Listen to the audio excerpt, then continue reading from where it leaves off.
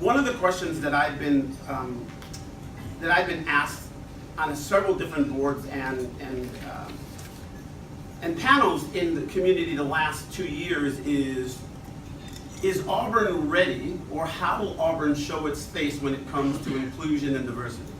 As the world comes to Auburn, and as the world is preparing to celebrate Harriet Tubman, and that we probably being the touchstone of that celebration for her free life, how ready are we when someone walks into Auburn? Do we look like this diverse citizenry that one might think of when they think about the free chosen home of Harriet Tubman?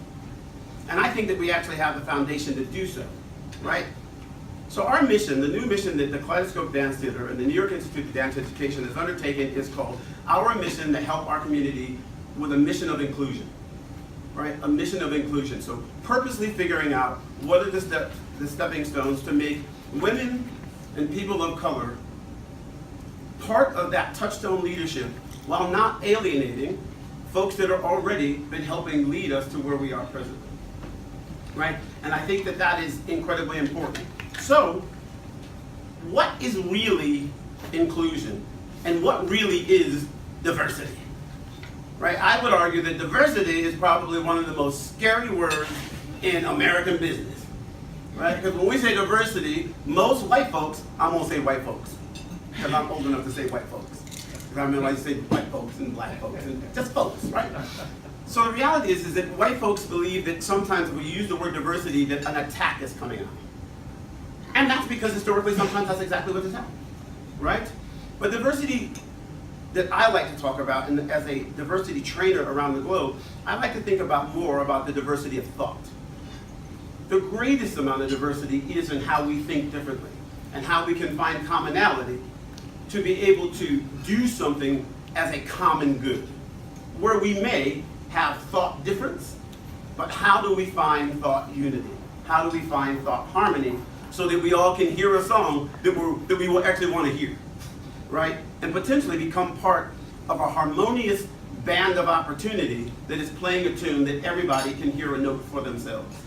And in the way that you make true economic and true community strides for success universal is to purposely think, do I see everybody in the community, and do they know I see them? The way that you actually prove that to yourself is a little sample matrix, right? There's a little evaluation you can give yourself. You say to yourself, how many women do I know? What do they do? And when's the last time I saw them do it? Right? How many men do I know? What do they do? When's the last time I saw them do it? Right? Are those men white? Are they black? Are those women, Asian, or are they Hispanic? So what happens is that in this entire campaign we're undergoing, my board helped me to get here because I was not up for this challenge. I was going, listen, everybody in Auburn knows me. I'm very comfortable. I think I want to stay in my comfortable spot.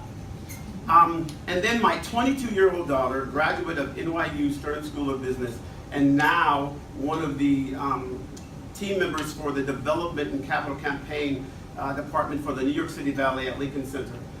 And she started there about 2 weeks ago, helping them to figure out how they further their company.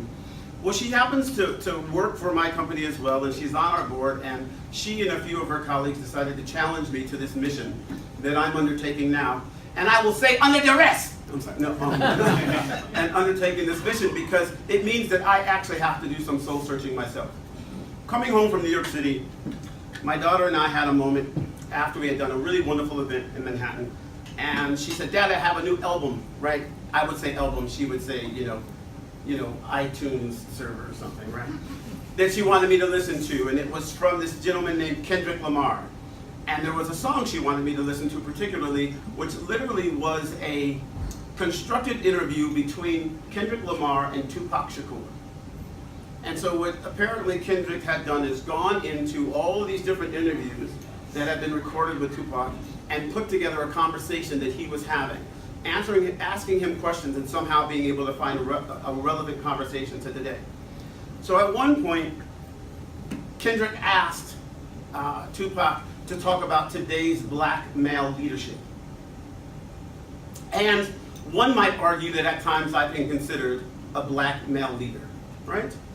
And a term sometimes I don't like, but it is what it is. So Tupac said, well, if you really want to have a black man to be effective, you really have to see him before he's 30 years old. Because that's when he still has the revolutionary in his heart. After 30, he's normally acquired some things that he's afraid to lose, and normally will not talk truth to power anymore. I disagree with that. Well, I did too.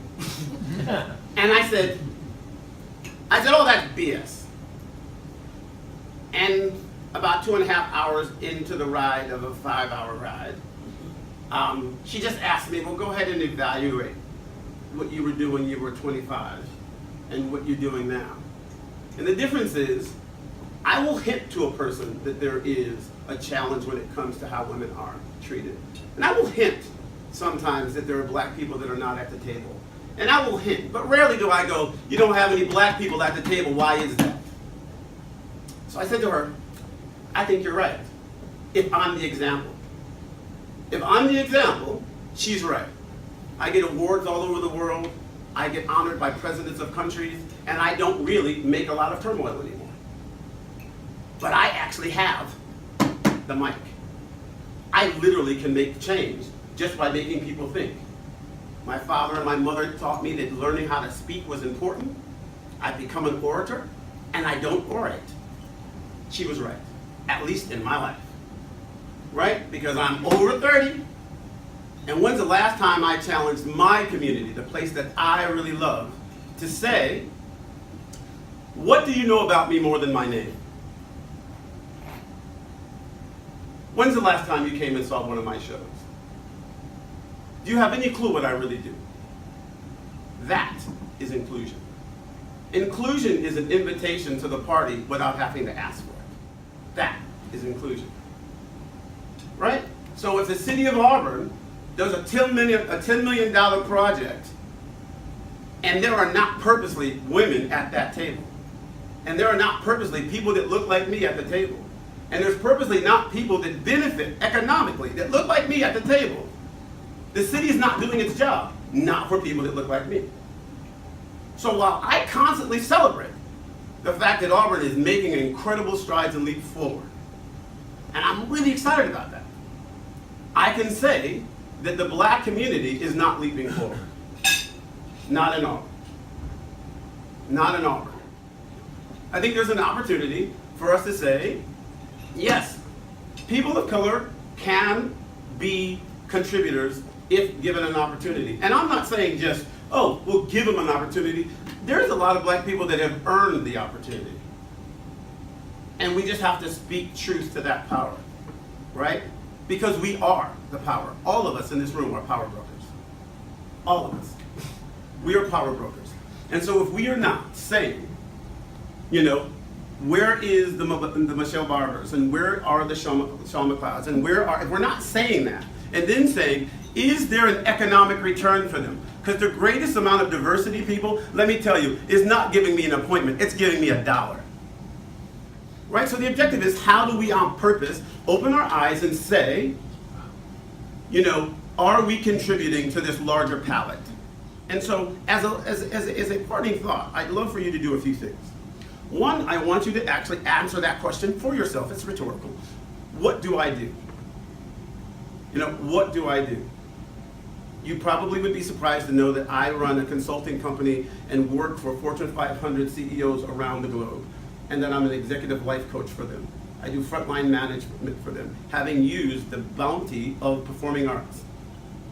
Because people, it's called performing arts. We teach people how to perform. And there is nothing that actually evaluates job more than performance. And so I figured out how to take the performing arts and put it into a corporate entity where people pay me really, really well to teach them how to perform. The other thing we've done is we've been able to take personality development and emotional development and put it into the corporate sector, meaning how do you create a work environment that truly is fun-loving, useful for all people, and is projecting the concept that folks should love to come to work, and work should be there to help them to do their job and to personally get better at something. So it's not one-sided, that corporate America is not just saying, come and give me all of your intellect and I get better and you stay there. But to say, come give me your intellect and in return, I'm going to help you rise. And to actually challenge some of the leaders of the country and the leaders of the corporate America to actually have to eat that.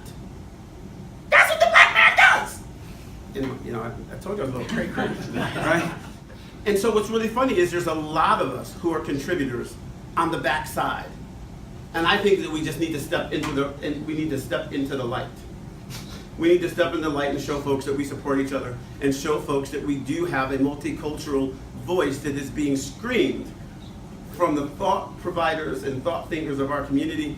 And I think we have to do it on purpose. And we have to ask the question, whenever we're putting together a panel, whenever we're thinking about where the economic return is coming from, we need to say, are there women there? Are there people of color there? Are there Hispanics there? And I'll say in closing, once you make certain that established people of color, established black people, established women are there, then equally make certain that emerging black people, emerging women, emerging business leaders are also at the table. Because if you don't have a black voice, first you get one, then you get two. If you don't have a woman, first you get one, then you get two. If you don't have a Latin voice, first you get one, then you get two. If you don't give it a chance, you'll never know the glories that you can find just by trying.